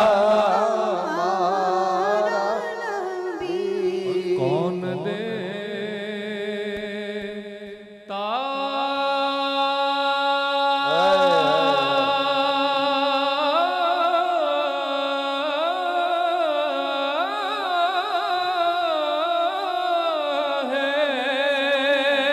कौन देता है देने को मुँह चाहिए, कौन देता है देने को मुँह चाहिए, देने वाला है सच्चा हमारा नबी, देने वाला है सच्चा हमारा नबी। क्या बात है, क्या बात है। और बुझ गई जिसके आगे सभी मशाले, वाह, वाह, वाह, वाह, वाह, वाह, वाह। क्या कहने, बुझ गई जिसके आगे सभी मशाले, बुझ गई जिसके आगे सभी मशाले, शम्मा वो लेकर आया हमारा नबी, शम्मा वो लेकर आया हमारा नबी। क्या खबर, क्या खबर, कितने तारे खिले बुझ गए, क्या खबर, कितने तारे खिले बुझ गए, क्या खबर, क्या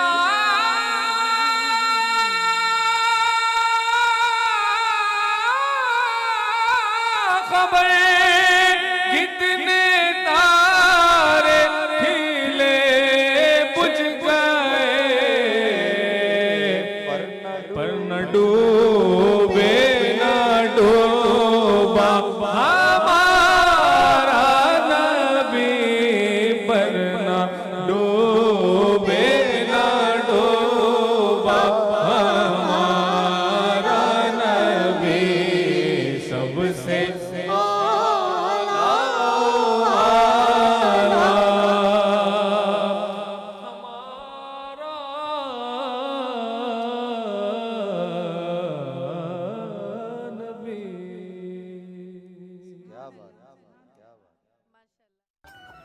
बरकत रमज़ान में हम वापस आ चुके हैं और शुरू हो गया है अफ्तार मज़ेदार।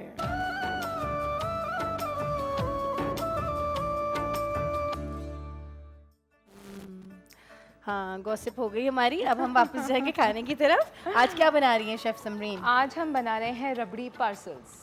रबड़ी पार्सल्स। और ये जो आपने फूलों की पत्तियों का इस्तेमाल किया है और ये जो यहाँ पे मोतियों का इस्तेमाल किया है, ये क्या इसमें आप प्रेजेंट करने वाली हैं? जी बिल्कुल, प्रेजेंटेशन इस तरह, एक तो अगर हम घर में सर्व कर रहे हैं तो उसके लिए आपको बताया है कि आप इस तरह से सर्व कर सकते हैं गुलाब की पत्तियों के साथ, क्योंकि जब हम मीठे की बात करते हैं, बिल्कुल बिल्कुल होती हैं एडिबल, और जब हम मीठे की बात करते हैं तो उसमें गुलाब का जिक्र ज़रूर आता है।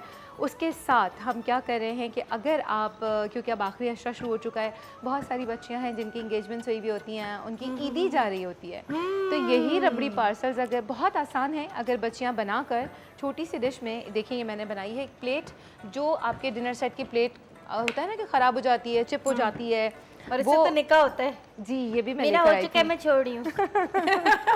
तो ये मैंने क्या किया है, देखें सिल्वर पेपर होता है ना, फॉइल जो होता है, वो मैंने कवर किया पुरानी प्लेट पर। देखिए पीछे से ये देखें क्रैक हुई हुई है। कितना आसान है, ना? दुपट्टे हमारे पास इजीली अवेलेबल होते आराम हैं से, और घर में फिर- ये चीज़ें भी आराम से अवेलेबल बिल्कुल, होती हैं। बच्चों वो वाले घर करके- में तो बहुत ज़्यादा अवेलेबल होती हैं, उनके बच्चों को बड़ा शौक होता है ना ऐसी चीज़ें कलेक्ट करने का। और ये सादा सा पेन होगा जिसके ऊपर आपने मोती लपेट दिए हैं। बिल्कुल थाली में ऐसे डाल के भी लपेटे। कर सकते हैं। मोती का मैंने इसलिए पेन का भी बता दिया क्योंकि साथ साथ अगर लोग इस डिश को निकाह के तौर पे भी यूज़ करना चाहें, निकाह के डिश के लिए, तो भी यूज़ कर सकते हैं। अब हम आ जाते हैं बिल्कुल जी रेसिपी की तरफ आ जाते हैं। रेसिपी के लिए हमने क्या किया, हमने ली है तकरीबन आधा किलो रबड़ी ली है।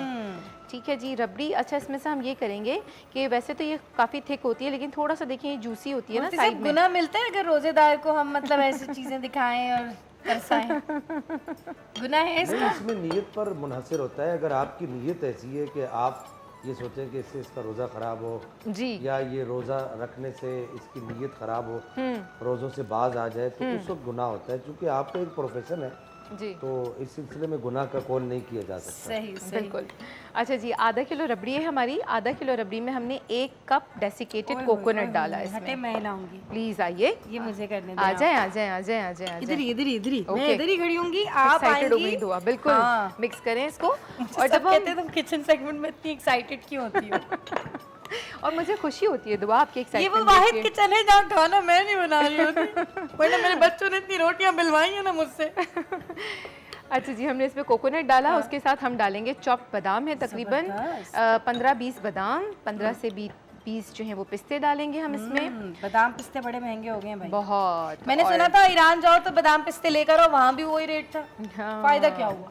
हर जगह हर चीज़ मिल जाती है, मैं तो इस चीज़ पे वो नहीं कहती। हाँ, कहीं की कोई सौगात है तो वो आप ले आइए, है ना, ऐसा होता है। सलमान साहब, मैं कफायत शौहर हूँ, इसलिए मैंने ये बात की। आप जो मुस्कुरा रहे हैं ना मुफ्ती साहब, आप वहाँ ये भी भी बताइए, gossiping चल रही क्योंकि है। इज़्दिवाजी जिंदगी के बारे में बात हो रही है, तो ये भी बताइए कि क्या मियाँ के पैसे बचाना भी सवाब है? मुफ्ती साहब, बिल्कुल। सलमान को बताएं आप ये बात। हाँ, अगर अच्छी नीयत से करती है तो सवाब है बिल्कुल। शोहर का खुद कफील बीवी जो है वो बायसे सवाब है। देखिए देखिए और कितनी शौहर अच्छी अगर बात है। खुला खर्च करे उस पे क्या है मुफ्ती साहब? हाँ, खुला खर्च करे वो भी सवाब है।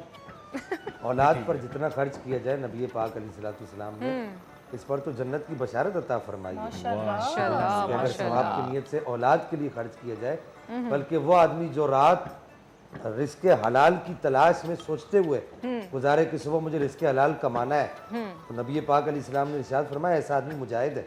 क्या बात है, सुभान अल्लाह, जबरदस्त, सुभान अल्लाह। छोटी छोटी बातें बिल्कुल। हम लोग को अगर हम अपने जहन में रखें तो हमारी नीयतें भी बड़ी क्लियर और साफ हो जाएं। बेशक। अच्छा, हमने इसमें डाले पिस्ते, बादाम, डेसिकेटेड कोकोनट। अच्छा, कोकोनट डालने की ख़ास वजह है दुआ, एक तो ये कि रबड़ी काफ़ी एक्सपेंसिव होती है, आप कोकोनट डालेंगे तो इसकी क्वांटिटी बढ़ जाएगी, प्लस ये कि जो नमकीन चीज़ों में ब्रेड क्रम काम करता है ना, वही डेसिकेटेड कोकोनट मीठी चीज़ों में करता है। एक्स्ट्रा जो इसमें मॉइस्चर है वो उसको एब्जॉर्ब कर लेगा। ठीक है जी। उसके साथ हमने डाली है किशमिश, तकरीबन 3 से 4 टेबल स्पून किशमिश डाली है। इलायची मैंने कूट के रखी है, जिन लोगों को साबुत दाने पसंद है वो दाने भी डाल सकते हैं। ये इलायची का पाउडर क्यों नहीं डाला? मैंने पता है इलायची जब मुंह में आती है ज़मीन में देखा, मुझे यही, मैंने इसीलिए पूछा, अब यही बता रही थी कि बहुत सारे लोगों को ये चीज़ पसंद नहीं होती, आप उनमें से हैं। अच्छा। अच्छा, मैंने इसको कूटा है मोटा मोटा, ठीक है। बहुत से लोग दाने भी डाल सकते हैं, और अगर आप जैसे लोग हैं जिन्हें नहीं पसंद, वो पाउडर भी यूज़ कर सकते मगर हैं। इलायची के बगैर कोई मीठा मीठा नहीं है बन भाई। सकता। इलायची इलायची और एक वो नहीं होता सिनेमन कहते हैं अंग्रेजी में, दालचीनी दालचीनी। हाँ। अच्छा, अगर हम मीठे की बात करें और मिल्क पैक का नाम ना आए, ये तो पॉसिबल ही नहीं है ना, तो हम इसमें डालेंगे मिल्क पैक की क्रीम और मिल्क पैक का जिक्र आ गया है तो मैं आप लोगों को बताऊं कि मिल्क पैक हम तो बचपन से ही यूज़ करते आ रहे हैं। सबसे ज़्यादा एतमाद हमारा इस दूध के ब्रांड पे है। खालिस गाढ़ा दूध आपकी चाय और मिल्क शेक्स के लिए, इसके अलावा बच्चों के लिए और बड़ों के लिए भी कोई भी मीठे की रेसिपी बनाएंगे तो क्रीम, सिर्फ ये क्रीम नहीं, विपिंग क्रीम भी इनकी हमें आसानी से दुकानों पे मैसर होती है। और मिल्क पैक का जो चैनल है उस पर आप अगर सब्सक्राइब करें और बेल आइकन दबाना ना भूलें तो 10 रेसिपीज़ वहाँ पे लगती हैं। नई पुरानी दोनों रेसिपीज़ ये लोग अपलोड करते हैं। इनको फॉलो कीजिए यूट्यूब के चैनल पे और मिल्क पैक अपने घर में ज़रूर इस्तेमाल कीजिए क्योंकि ऐसा ब्रांड है जो कि सबसे ज़्यादा एतमाद ले चुका है आवाम का। अच्छा, दो आपको पता है हमारे यहाँ डेली जो फ्रूट चाट बनती है ना, वो मिल्क पैक क्रीम में ही बनती है डेली। उसका इतना मज़ेदार फ्लेवर आता है कि बस मिल्क बड़ा पैक की दही भी अच्छा। तो डलती है उसमें। अच्छा, फ्रूट चाट में? अरे समरीन, वो चना चाट में डालती हूँ मैं। नहीं नहीं नहीं नहीं नहीं, फ्रूट चाट में नहीं नहीं नहीं नहीं, वो हम लोग बनाते हैं आधी दही आधी क्रीम, दोनों मिल्क पैक की, चीनी और वो 1 पिंच ऑफ सॉल्ट और काली मिर्च और क्रीम वाली फ्रूट चाट। ओह ज़बरदस्त, मज़ेदार। अच्छा देखिए, ये है समोसा पट्टी, ये हमने लेकर इसको रखना है। इसकी फोल्डिंग थोड़ी सी हमें तवज्जो से देखनी होगी कि देखें पहले आपने ये पट्टी रखी है, नज़र आ रहा है कैमरे में, होपफुली नज़र आ रहा होगा। ठीक है जी। ये हमने एक पट्टी रखी, इस पर हमने प्लस की साइन जैसे हम बनाते हैं वो हमने बनानी है। इसके बीच में ये हमने रबड़ी रखनी है। ठीक है जी। अच्छा, इसकी फोल्डिंग देखें दो, अगर हम इसको डायरेक्ट यूं बंद कर देंगे ना तो ये नीचे वाला ऐसे ही रह जाएगा। अच्छा। ठीक है, तो हमने इसकी फोल्डिंग पर ज़रा ध्यान रखना है कि पहले हमने नीचे वाला जो रखा था उसको पोर्शन को हमने फिक्स करना है। उसके बाद हमने जो है फिर हमने इस पे ये लई लगानी है, लोई नहीं दे। सही है ना, याद है ना उस दिन वाली बात? याद है, सब सीख रही हूँ। अच्छा जी, हमने यहाँ पे लई लगाई। मैं के ना बड़ा आदमी बनूंगी बड़ा आदमी। सही। ठीक है जी, फिर हमने इसको दूसरी साइड से बंद करना है, अच्छी तरह दबा के बंद करना है पीछे तक फोल्ड करके, और फिर हमने इसके ये वाले एजेस पे लगाना है। समरीन इतने में एक जो है वो समोसा बना भी चुकी हैं और मेरी अभी तक फिलिंग ही नहीं हुई। रेसिंग हो रही है दुआ और समरीन की आज, राइट? सही बात है, बच्चे यही करते हैं ना, छोटे बच्चे। अच्छा जी, इसको फोल्डिंग करके ये देखें, बिल्कुल ऐसे कर दिया, बस देखें, हाँ ये उठा के देखें, बस ठीक है, परफेक्ट परफेक्ट। अब इसको लई लगा दूं? बिल्कुल जी, बिल्कुल लई लगाइए और हम ये बना के रखते जाते हैं। और मिल्क पैक का मक्खन भी, मक्खन लगाने से मुझे याद आया, मक्खन, अगर आपको किसी को मक्खन लगाना हो और अपनी नौकरी में चाहिए हो प्रमोशन, तो आप यूज कर सकते हैं मिल्क पैक का मक्खन। ज़बरदस्त। ठीक है जी, ये हो गया। ओके, अब मेरी और दुआ की हो रही है यहाँ रेसिंग। अच्छा, मैं यहाँ जो आप लोगों को बता रही थी कि आप लोग ईदी के लिए ना, क्या बात है दुआ आपकी, ज़बरदस्त, क्या परफेक्ट बनाया दुआ आपने, ज़बरदस्त, वेल डन, शाबाश। व्हाई नॉट, बिल्कुल कर सकते हैं हम इसे फ्राई। अच्छा जी, जैसे मैंने आपको कहा ईदी वगैरह के लिए, तो आप लोग ये अगर बना के ले जाएं, वो बच्चियां जिनकी इंगेजमेंट हुई है और शादी होने वाली है, ईदी का सीज़न है, लास्ट अशरे में यूजुअली ईदी जाती है, अगर ईदी में आप ये छोटी छोटी चीज़ें ऐड कर देते हैं हैंडमेड और होममेड, तो आपका ना एक अच्छा इंप्रेशन हो जाता है ससुराल वालों पे। बड़ा अच्छा लगता है। हाँ। अच्छा, पता है क्या, ईद के मौकों पे बेटियां बड़ा इंतजार कर रही होती है ना कि मेरे घर से कब ईदी आएगी, कब ईदी आएगी। वो थोड़ा जो है ना भरम भी होता है इसका ना, है ना? जी, मेरी अम्मी तो ये लाई है मेरे लिए।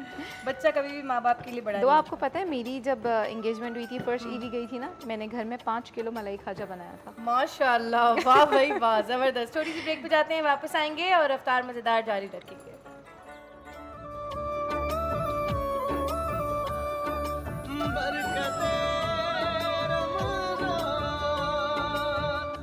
बरकत रमज़ान में अफ्तार मज़ेदार भी चल रहा है और शेफ़ समरीन जो हैं वो बना रही हैं मज़ेदार रबड़ी पार्सल। रबड़ी पार्सल्स। समरीन कहाँ तक पहुँचे हैं? बस ऑलमोस्ट होने वाले हैं, फ्राइंग पर है, लास्ट ये दिखा देगा कैमरा। ये देख लीजिए। और कितना फ्राइंग टाइम कितना है इसमें? इसका फ्राइंग टाइम 4 to 5 मिनट्स। वही वाली बात कि फ्लेम आपका इसका मीडियम रहेगा, बहुत हाई फ्लेम पे इसको हमें फ्राई नहीं करना। लेकिन जब हम इसको डालें तो हमें ये ध्यान रखना है कि ऑयल हमारा ज़्यादा ठंडा नहीं होना चाहिए, क्योंकि फिर वो ऑयल जो इसमें एब्जॉर्ब हो जाता है अंदर, और वो चीज़ फिर ना अच्छी नहीं लगती है जब इसमें ऑयल चला जाता है। पहली बार खाऊंगी कि मीठा जो है वो नमकीन में नमकीन में तो नहीं, एक्चुअली फ्राइड मीठा इस तरह का ना, समोसा टाइप है ना। आपने कभी फ्राइड आइसक्रीम खाई है? हाँ खाया। I am not fond of sweets, मुझे मीठा अच्छा। का इतना वो नहीं है, मतलब ठंडा वाला मीठा जो होता है ना, जी जी, वो नहीं मुझे अच्छा लगता है। वो जो एक वो नहीं होता गरम वाला, हाँ वो जो लावा होता है, लावा अंदर से केक, चॉकलेट निकल रही होती है। ओए होए होए। बस तो फिर किसी दिन आप लोगों को खिलाते हैं सिजलिंग ब्राउनी आइसक्रीम। खाना कल भी आपने वादा किया था चरगेगा। वो आपा ने कहा ना, आपा की वजह से रुक गए, खिलाऊंगी। अच्छा, हाँ, वो हाँ, हाँ, क्यू में है, सही, डोंट सही, वरी। सही, सही। वो हमारे मेन्यू में मैंने ऐड अच्छा, कर लिया। एक तो नुकसान हो गया होगा आज, क्या? हमारा तेल मीठा हो गया होगा और कल ये इस्तेमाल नहीं हो नहीं सकेगा। नहीं नहीं नहीं, अब अब आप उसको देखें, सेव कर लेंगी। एक और बात बताऊं आपको, नमकीन चीज़ में मीठा नहीं फ्राई कर सकते आप। वो सेवरी चीज़ होती है ना, उसका नमकीन टेस्ट होता है। लेकिन अगर मीठा है तो उसमें आप नमकीन फ्राई कर लें आराम से। पक्का? हाँ हाँ, हम डैम श्योर मीठा अबाउट टेस्ट तो नहीं आए इट। तो मैं तो नो इतना तेल नेवर। जो है फ्रिज में संभाल के। नहीं, और तेल को फ्रिज में रखने की जरूरत नहीं होती दुआ, इसको रूम टेम्परेचर पे रखिए आप। अच्छा, तेल को कभी मैंने भी कहीं नहीं पढ़ा रखते था फ्रिज कि में। इसको फ्रिज में रखें तो खराब नहीं होता।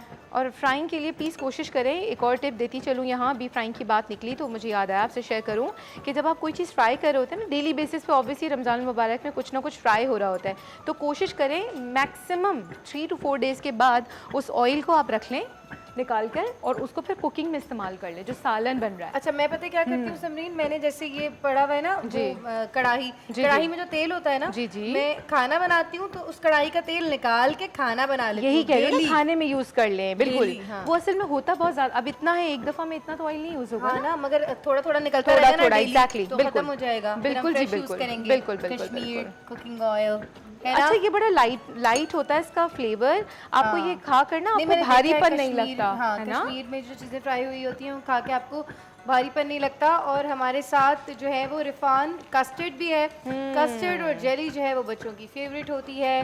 डेली अगर हम चाहते हैं कि हमारे बच्चों की ग़िज़ा में दूध का शुमार हो तो हम कस्टर्ड बना के दे सकते हैं, और ऊपर सजावट के लिए उसमें जेली इस्तेमाल कर सकते हैं। अच्छा, मज़े की बात बताऊँ, आप लोग रबड़ी के साथ भी कस्टर्ड ऐड कर सकते हैं, बना हुआ कस्टर्ड इसमें, लेकिन थोड़ा सा थिक उसकी जैसे आपने कंसिस्टेंसी पहले हो। सिखाया था। बिल्कुल, जो मैंने थिक सही, वाला सिखाया सही। था ना, वो वाला अल्लाह, लेकर। मैं थोड़ी देर के लिए सोच रही थी कि ये क्या मैं किनौर की केचप के साथ खाऊंगी, मगर मैंने कहा नहीं ये मीठा है। किनौर की केचप जो है ये भी हम सालों से इस्तेमाल कर रहे हैं, और हमारे Best डेली brand यूज़ हो रहा है डेली आजकल। यूज़ हो रहा है। हमारे यहाँ तो डेली हमारे सेट पे यूज़ हो रहा है। इस केचप का टेस्ट ही कुछ स्पेशल है, कुछ अलग है। और ये जो चिकन क्यूब्स हैं, ये आप किसी भी खाने में डाल दें तो दाल में भी लोग इस्तेमाल करते हैं चिकन क्यूब्स। बिल्कुल स्पेशल सा फ्लेवर आ जाता है चिकन वाला, बाहर वाला रेस्टोरेंट्स वाला, तो बच्चे बड़े शौक से खा लेते हैं, क्योंकि बच्चों को खिलाना भी तो एक अजाब होता है ना, है ना? जी।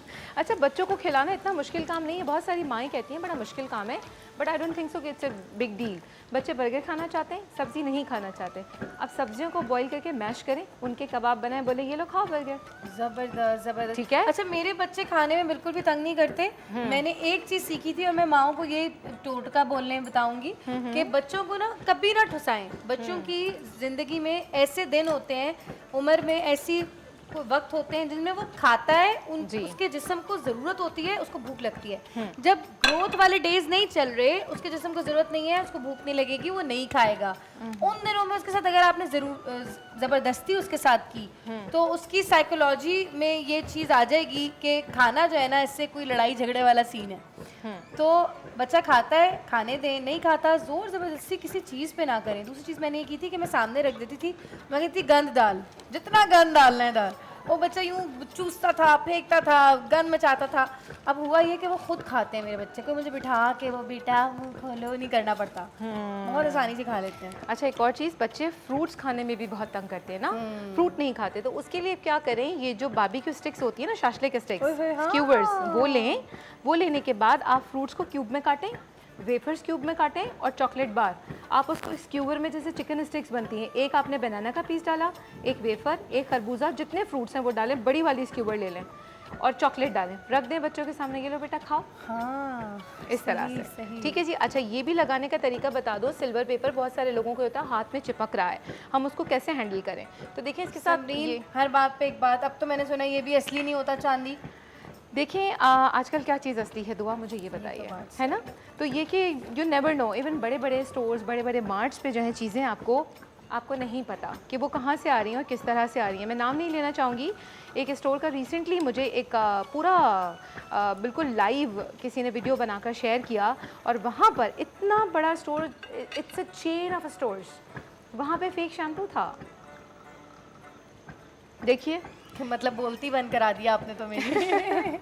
अच्छा देखें, ये जो पेपर है ना, इसी को आप हाथ में ना लें, सिल्वर पेपर को, ये जो जिस कागज़ में मौजूद है इसको इस तरह रैप कर दें, जिस शेप में भी करना है, और ये देखें इस तरह से करके आप इसको करेंगे, ये आराम से आपका इस पर आ जाएगा। और उसके बाद आपको जहाँ रखना है, देखें ना तो कोई रिंकल आई इसके ऊपर, ना कुछ हुआ। एक मैंने इस तरह रखा है ब्लैंक, ताकि आपको पता चले उसका क्या लुक है, और बाकी ये तो this was all about it. Beautiful beautiful, thank you so much chef Samreen. मज़ीद ब्रेक में बाकी ये जो हमारे पास मटेरियल रह गया है, इसके मैं मज़ीद मैं बना के सैंडविचेस खुद ही खा लूँगी अकेले। बिल्कुल ठीक है। और हमारे पास ये बादाम, पिस्ते और किशमिश भी है जी, ये हाँ। भी हम साथ में रख देंगे, या बीच में अगर डाल देना फूलों के ऊपर, जैसे आपकी मर्जी, ठीक है। तो बहुत हसीन लगेंगे। ये मैंने एक्चुअली 2-3 प्रेजेंटेशंस बताई थी कि आपकी जिस टाइप की डिश अगर सेंटर में रखना चाहिए, तो ये ज़रा सा एक्चुअली कलर कट डाउन होता है। ये ब्लैक था तो उसके साथ रेड के कॉम्बो में रखा है। अगर हम इसमें ये ब्राउन डालेंगे तो वो नज़र नहीं आएगा ना, इस तरह से है। ज़बरदस्त, तो ये मैंने एक अलग से डिश रख दी, क्योंकि पहले भी बताया था कि हम जो चीज़ भी बना रहे होते हैं, मेरी कोशिश होती है उसकी कार्विंग, डेकोरेशन, प्रेजेंटेशन जो भी होती है, टॉपिंग, गार्निशिंग, वो हम उसी चीज़ से करें तो एक अच्छा सा लुक भी आता है। और अब देखिए अंदर किसी को नहीं मालूम क्या है, कोई समझे ये नमकीन है, बॉक्स पेटीज है, फिर तो इसलिए हम साथ में ये चीज़ रखते हैं ताकि पता चल जाए कि क्या है। जैसे अब हमारा चेक बोर्ड कहाँ गया, हमारा चेक बोर्ड कहाँ गया, चेक बोर्ड यहीं था, एनीवेज कहीं चला गया है, ये रहा हमारा चेक बोर्ड। अब देखिए हम तो यहाँ चेक बोर्ड रख देते हैं, बट सबके पास नहीं होता। अब किसी को नहीं मालूम कि ये सेवरी है या स्वीट है, तो इसलिए हम प्रेजेंटेशन में कोशिश करते हैं उसी चीज़ को इस्तेमाल कर लें जो उसके इंग्रेडिएंट्स में मौजूद है। Beautiful beautiful. अच्छा ये होता है कि जब हम एक चीज़ को डिटेल में पढ़ते हैं, खाना कहने को बड़ी एक आसान सी चीज़ है, सभी औरतें घर में बना सकती हैं, मगर जो चीज़ प्रोफेशनली हम सीखते हैं, हम उसके अंदर बेस्ट कर सकते हैं, बिल्कुल उसको ब्यूटिफाई कर सकते हैं, और यही करता है एक शेफ़। और समरीन सिर्फ शेफ़ नहीं, न्यूट्रिशनिस्ट भी हैं, तो वो साथ साथ हमें इफादियत भी बताती रहती हैं चीज़ों की। अच्छा मज़े की बात बताऊँ दुआ, ये जो जितनी चीज़ें मैं शेयर कर रही होती हूँ ना, इसमें से जो लॉजिकल चीज़ें हैं या फैक्ट्स हैं वो तो पढ़े हैं, लेकिन ये जो चीज़ें बताएं कि इसके साथ इसकी कॉम्बिनेशन, ये मेरी पर्सनल ऑब्जर्वेशन है, और ये मैं खुद अपनी नॉलेज शेयर कर रही होती हूँ, अपना एक्सपीरियंस। ये नहीं सिखाता कोई। अच्छा एक और बात मुझे याद आई, मैं कल सोची थी कि मैं ये बात प्रोग्राम में, ट्रांसमिशन में भी बोलूँगी, बताऊँगी।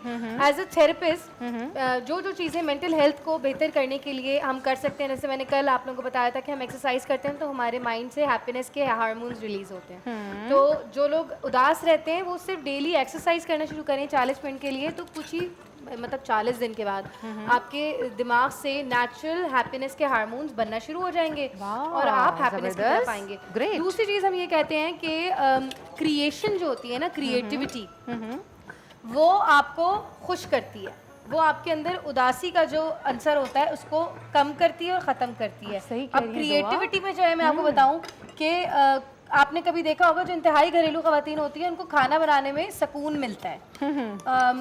बिल्कुल इसी तरह कुछ ख़वातीन पेंटिंग करती हैं तो उनको सुकून मिलता है। कुछ पेंटिंग भी तो क्रिएशन है ना, आपने एक आर्ट बनाई है। कोई इंसान जो है कंपोजिंग करता है तो उसको कोई भी कलाम कंपोज करके खुशी या तस्कीन महसूस होती है। तो क्रिएशन, मुफ्ती साहब मुझे ये बात आपसे भी ज़रा पूछनी थी कि ब्रेक पे भी हमने जाना है, हो सकता है जवाब आप वापस आके भी दे सकते हैं मुझे मुफ्ती साहब, कि अल्लाह ताला की सिफ्त है, he is a creator himself, तो हमें तमाम सिफ़ात इलाही में सुकून मिलता है। बिल्कुल इसी तरह जब हम कुछ क्रिएट करते हैं तो नफ्सियात कहती है कि इंसान को खुशी महसूस होती है। इसका जवाब लेंगे मुफ्ती साहब से ब्रेक पे आने के बाद।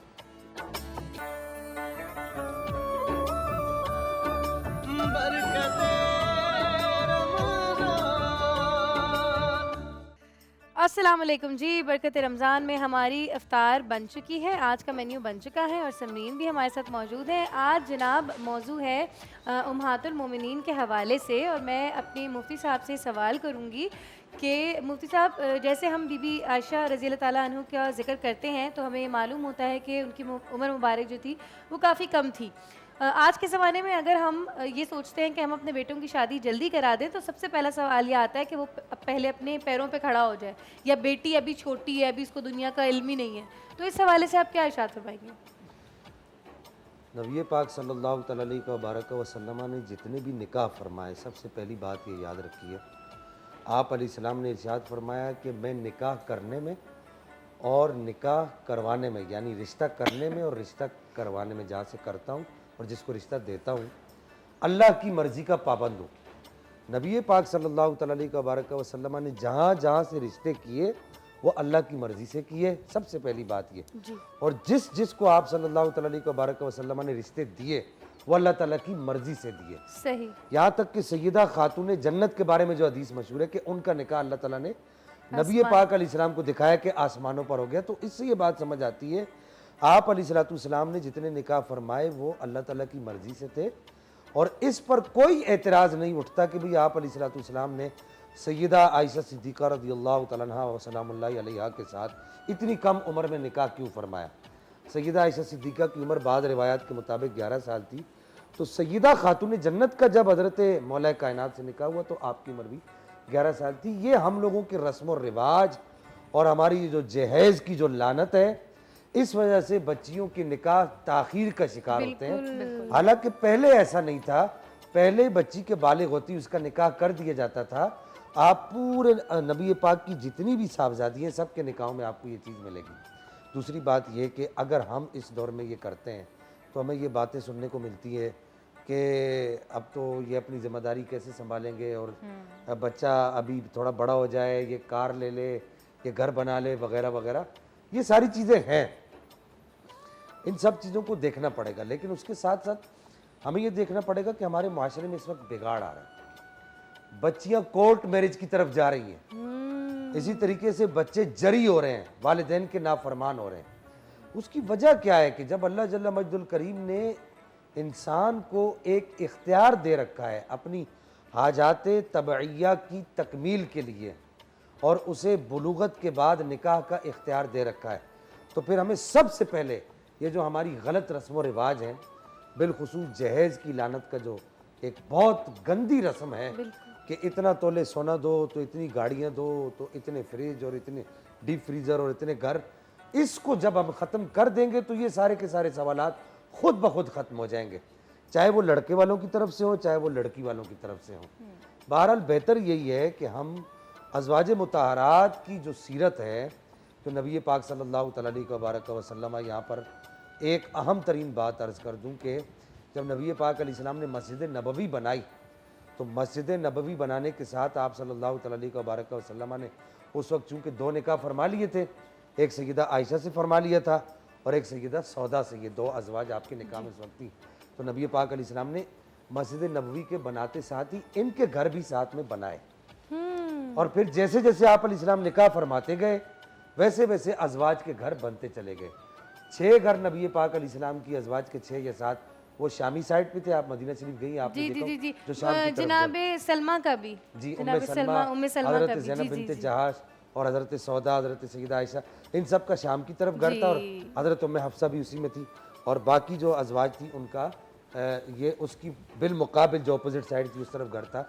और ये अज़वाज के घर इतने नज़दीक थे, इतने नज़दीक थे कि जब नबी पाक अलैहिस्सलाम मस्जिद के इतने मुत्तसिल थे, नबी पाक अलैहिस्सलाम जब एतिकाफ़ में बैठा करते थे तो आप मस्जिद की खिड़की से अपना सर बाहर निकालते थे तो अज़वाज मुताहरात आप सल्लल्लाहु अलैहि वसल्लम के सरे अनवर को धोने का शरफ हासिल कर लेती थी, इतने करीब घर थे। तो अज़वाज को नबी पाक सल्लल्लाहु अलैहि वसल्लम ने इतना कुर्ब अता फरमाया। सही है, सही तो है। बहरहाल ये कि अर्ज़ करने का आखिरी जो बात अर्ज़ कर दूँ, कोशिश करें निकाह में उजलत करें, निकाह में ताख़ीर जल्दी करें, जल्दी करें, बिल्कुल। मुफ्ती साहब, क्योंकि आज अज़वाज मुताहरात के ज़रिए हम लोग इज़्दिवाजी ज़िंदगी बेहतर बनाने के ऊपर भी बात करी, हम लोगों ने मसाइल डिस्कस करे। इज़्दिवाजी ज़िंदगी खूबसूरत बनाने के लिए मुझे बताइए कोई वजीफ़ा अगर हो, जल्दी से फिर दुआ की तरफ चलते हैं, अफ्तार का भी वक्त हुआ चला है। सबसे बड़ा वजीफ़ा तो मैं रोज़ यही अर्ज़ करता हूँ, नमाज है। बिल्कुल। और फिर अगर आप देखते हैं अगर शोहर हट धर्म है या बीवी चिड़चिड़ी है, गुस्से वाली है, तो उसका आसान तरीका ये है कि आप 7 मरतबा सूरह फातिहा पढ़ के चीनी पर या किसी मीठी चीज़ पर दम कर दे, मियाँ बीवी में से कोई भी एक दूसरे को खिला दे, इंशाल्लाह कुछ ही दिनों में उसके मिजाज में नरमी आ जाएगी। इंशाल्लाह इंशाल्लाह। दुआ के लिए हाथ उठाएं। अल्हम्दुलिल्लाहि रब्बिल आलमीन वस्सलातु वस्सलामु अला अशरफिल अंबिया वल मुरसलीन अल्लाहुम्मा सल्लि अला सय्यिदिना व मौलाना मुहम्मदिन बिअददि कुल्लि दाइन व दवाइन व बारिक वसल्लिम या रब्बल आलमीन या अरहमर राहिमीन या ज़ल जलाली वल इकराम। गुज़िश्ता सब मेरे मौला कायनात मौला हैदर कर्रार करमल्लाहु तआला वजहुल करीम की शब दरबत है। मौला हैदर कर्रार की शब दरबत और आपकी मजलूमियत का वास्ता देकर तेरी बारगाह में दुआ करते हैं, हमारे तमाम सगीरा कबीरा गुनाहों को माफ़ फरमा। ए पाक परवरदिगार, हमारे आज के इस रोज़े को शर्फ़ कबूलियत अता फरमा। आज जितनी इबादत कर सके हैं सबको कबूल फरमा। हमारे वालिदैन की बख्शिश व मग़फ़िरत फरमा। जिनके वालिदैन हयात हैं उन्हें उम्र खिज़री अता फरमा। या रब्बल आलमीन, जो मांग सके वो भी अता फरमा, जो ना मांग सके बिन मांगे अता फरमा। बेरोजगारों को रोजगार अता फरमा, बेचैनों को चैन अता फरमा, बे औलादों को औलादे नरीना सालेहा अता फरमा, तंग दस्तों की तंग दस्तियां दूर फरमा, ईमान की सलामती अता फरमा, मरते दम कलिमा तय्यबा पढ़ने की तौफीक अता फरमा। या रब्बल आलमीन या अरहमर राहिमीन, मेरे मुल्क पाकिस्तान को इस्तेहकाम अता फरमा। इसके हर हर शहर को अमन का गहवारा बना, हर हर घर को अमन का गहवारा बना। या रब्बल आलमीन, नबी पाक की अज़वाज मुतहरात और नबी पाक के आपस की जो उनसियत और मोहब्बत के मामलात थे उसका वास्ता देते हुए अर्ज़ करते हैं कि मेरे मुल्क पाकिस्तान और तमाम आलम इस्लाम में खैर और बरकत अता फरमा। वसल्लल्लाहु तआला अला खैरि खल्क़िही मुहम्मद व अला आलिहि व अस्हाबिही अजमाईन बिरहमतिका। अल्लाहु अकबर अल्लाहु अकबर अल्लाहु अकबर अल्लाहु अकबर। अशहदु अन ला इलाहा इल्लल्लाह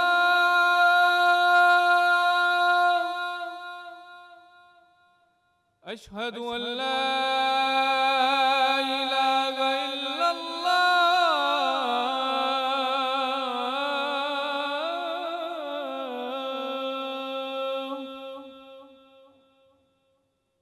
अशहदु अन्न मुहम्मदर रसूलुल्लाह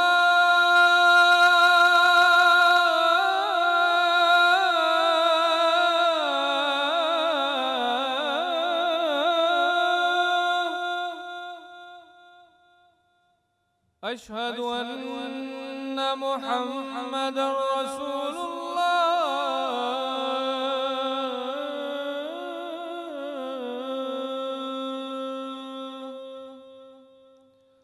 हय्या अला सलाह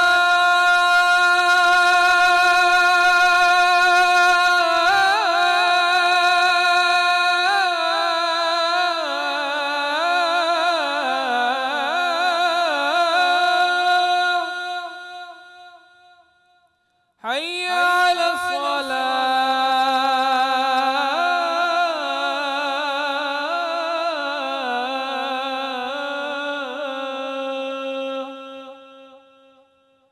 हय्या अलल फलाह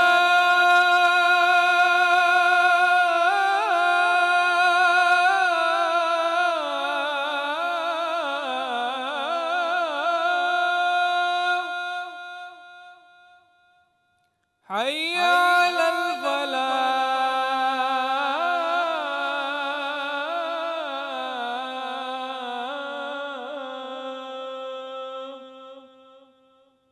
अल्लाहु अकबर अल्लाहु अकबर ला इलाहा इल्लल्लाह।